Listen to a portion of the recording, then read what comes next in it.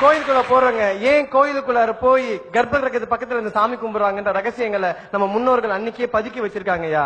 கோயிலுக்கு பக்கத்துல போயின்னோன்னு நம்ம தாயின் கருவறையும் இருட்டு, கர்ப்ப கிரகமும் இருட்டுன்றது அன்னைக்கே முன்னோர்கள் அறிவிச்சாயா. நல்லா தெரிஞ்சுக்கோங்க. கோயிலுக்குள்ள போய் சாமி கும்பிட்டுட்டு வெளியே வந்தா நமக்கு மனசு நிம்மதியா இருக்குன்னு சொல்றோமே, அதுக்கு பின்னாடி அறிவியல் ஒளிஞ்சிருக்குன்றது எத்தனை பேருக்கா தெரியும்? கோயிலுக்குள்ள போறோம், கர்ப்ப கிரகத்தில் பக்கத்துல இருந்து சாமி கும்பிடுறோம்யா. கோயில் சாமிக்கு கீழே என்ன இருக்குன்றது நிறைய பேருக்கு தெரியாது. நான் சொல்றேன் கேட்டுக்குங்க. சாமியை வைக்கிறதுக்கு முன்னாடி நிறைய மந்திரங்களை சொல்லி எந்திரத்தை ஒண்ண வேண்டி அதை அடியில வைப்பாங்கயா. அதுக்கு மேலதான் சாமியவே மேல வைப்பாங்கயா. அந்த கீழே வச்சிருக்காங்களே எந்திரம், அதுல ஒரு சக்தி இருக்குயா. அதுக்கு பேர் சயின்ஸ்ல புரோட்டான் அப்படின்னு சொல்லுவான். அதுக்கு பேர் பாசிட்டிவ் அயான் அப்படின்னு விஷயம் சொல்லுவாயா. அந்த புரோட்டான் எல்லாமே சேர்ந்து அந்த சாமி வந்து ஒரு கண்டக்டர் ஆகும். அந்த சாமி கிட்ட போய் சேருங்கயா. அந்த சாமி வந்து ஒரு சார்ஜ் பேட்டரி மாதிரி. அந்த சாமி ஃபுல் அண்ட் ஃபுல் பவரை வாங்கிட்டு வெளியே விட தெரியாம தடுமாறியா. நம்ம பக்கத்துல போய் நின்று சாமியை கும்பிடும் போது ஆட்டோமேட்டிக்கா அந்த பவர் ஃபுல்லாவுமே நம்ம கிட்ட வந்து சேரியா. புரோட்டான் பாசிட்டிவ் எனர்ஜி பவர் நம்ம கிட்ட வந்து சேர்றதுனாலதான் மக்கள் கோயிலை விட்டு வெளியே வரப்ப கோயில் நிம்மதியா இருக்குன்னு சொல்றோங்கயா. நல்லது. இன்னொன்னு ஞாபகம், எல்லா இடத்துலயும் கோயில்ல காத்து வெளியே போறதுக்கு ஜன்னல்லாம் இருக்கும், கர்ப்ப கிரகத்துல இருக்காது. ஏன்னா அந்த ரேஸ், அந்த அவர் சொல்லக்கூடிய புரோட்டான்ஸ் என்னன்னா செதறிடக்கூடாது, நம்மளை நோக்கி வரணும். பல இடங்களில் சட்டை கழட்டிட்டு வான்னு சொல்றது கூட அதுக்குதான், நேரடியா வந்து சேரட்டும் அப்படிங்கிறதுக்காக. இது எதுக்காக தெரியுங்களா? இதுவும் ஒரு வகையான விஞ்ஞானம்ங்கிறத அவர் சொல்றாரு.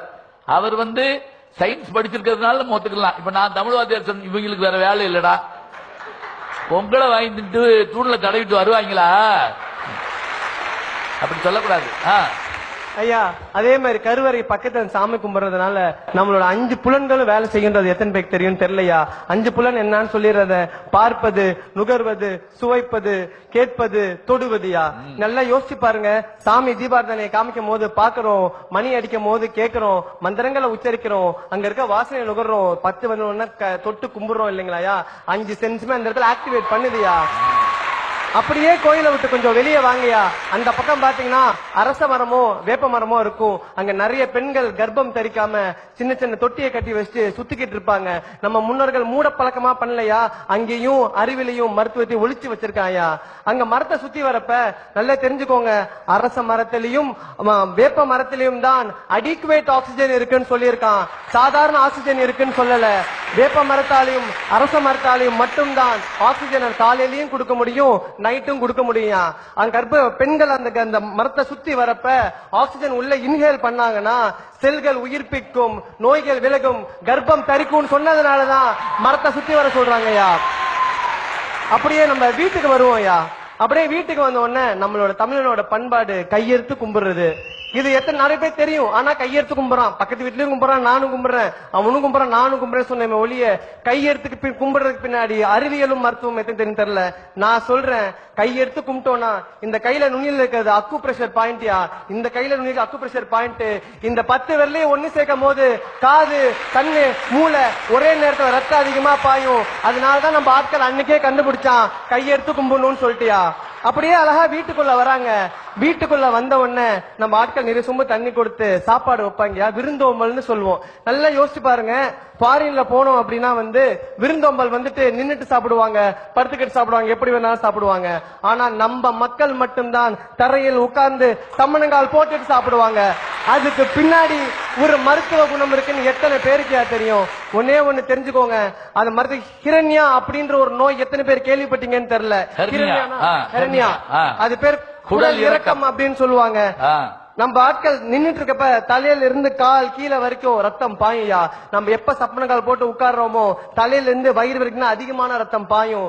எப்ப அதிகமான ரத்தம் வயிற்றுல பாயுதோ அப்ப டைஜஷன் ப்ராப்ளம் வராது, அதிகமான டைஜஷன் உண்டு பண்ணும். அப்ப சாப்பிடறப்ப ஜீரணமாகுன்றத நம்ம ஆட்கள் அன்னைக்கே கண்டுபிடிச்சிருக்காங்கயா. அது தெரியும். நம்மளோட விரும்புதோம்பல்ல இன்னொரு அழகான பழக்கம் வாழை இலை சாப்பாடு. இப்பெல்லாம் பிளாஸ்டிக் பிளேட்டு, சில்வர் பிளேட்டுன்னு சொல்லி சாப்பிடுறோம். ஆனா வாழை இலை சாப்பாடு பழக்கத்தை சொல்றேன் கேட்டுக்கோங்க. நிறைய பேருக்கு தெரியாத ஒரு நோய் பார்க்கின்சன் நோய் எத்தனை பேருக்கு தெரியும்?